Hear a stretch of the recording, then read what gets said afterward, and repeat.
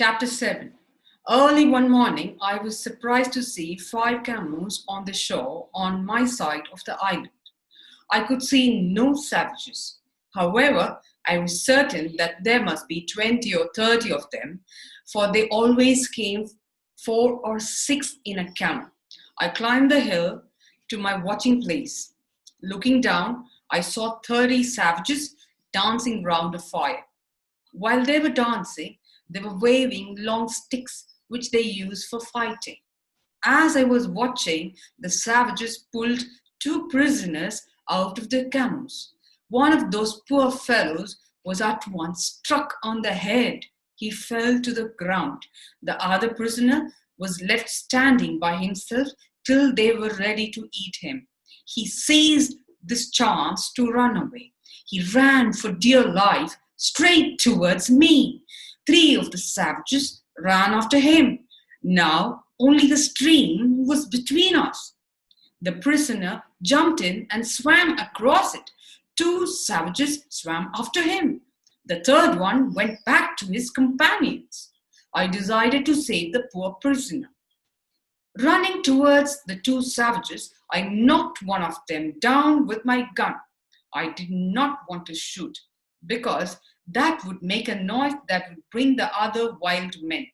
But when the second savage made a rush at me, I had to shoot him.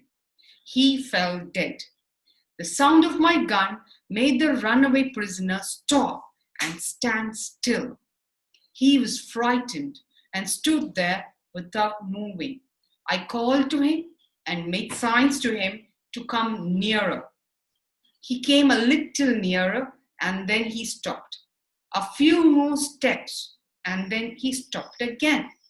At last, he came close to me.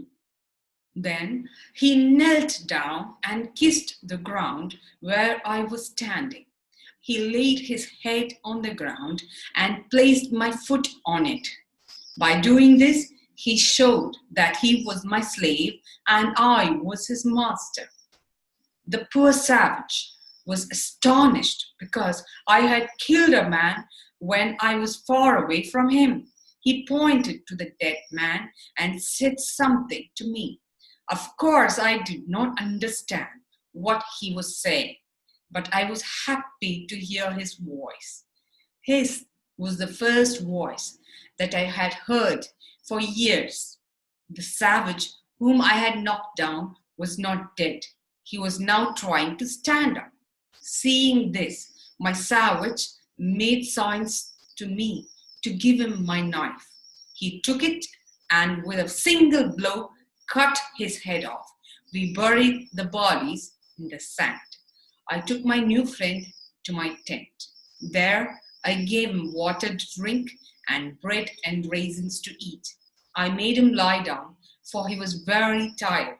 After a while, the savage woke up and came to me. Again, he lay down on the ground and placed my foot on his head. Once again, he wanted to show that he was my slave. I decided to give him the name of Friday because on that day I had saved his life. I taught him to call me master and to say yes and no.